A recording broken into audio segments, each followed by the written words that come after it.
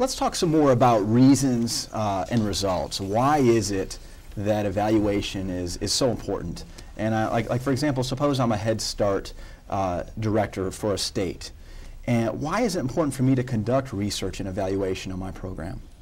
Well, I'll take that. There's actually, it's interesting because you describe actually sort of the roots of how we ultimately arrive at a collaborative relationship with a partner. Oftentimes, the first reason that appears to folks is when they read the request for proposals and it says, hey, you need to have an evaluator. So if we were to do a top 10 list, let's say, of reasons to have an evaluator, that's sort of the primary but ultimately not the most important reason, is that in fact a funding agency or grantor requires an external evaluation. I'll list actually some additional reasons that evaluation might be useful.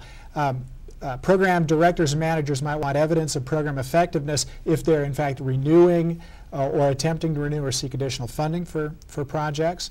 They may want to know which initiatives among some options are most successful, or conversely, which initiatives are least successful, again for the prioritizing spending typically.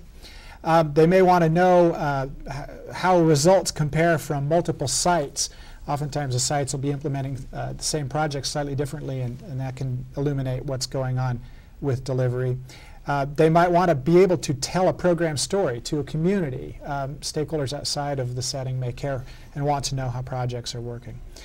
They may want an objective review of the program for any number of other purposes beyond funding. They may want to know how staff and participants experience the program so they can understand the implications in terms of personnel considerations and professional development and training, and making sure that stakeholders are happy and satisfied with what's going on. They may want to learn how program outcomes compare to other approaches that perhaps haven't been tried, so comparing findings from within a project to other opportunities that are available. I'd argue, though, the most important reason for doing evaluation is to make a project or program more effective. It's what we call formative evaluation, gathering data to inform the ongoing changes that are inevitable in a multi-year implementation of an education project. You can, I think, break these out into probably 4 bigger categories if it's easier to think of bigger purposes.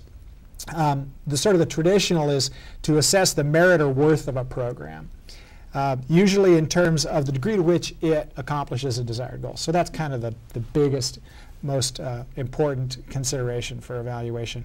To improve the project as implemented, or to improve other aspects perhaps of the settings or the context in which projects or education programs are being evaluated. That's that formative purpose would be the second.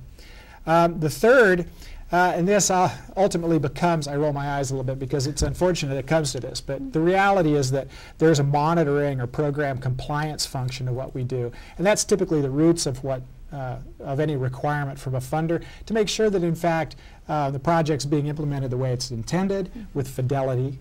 That's our term that we apply to that. But also to make sure that money is being spent correctly, that that activities that have been promised to the funder are in fact being completed.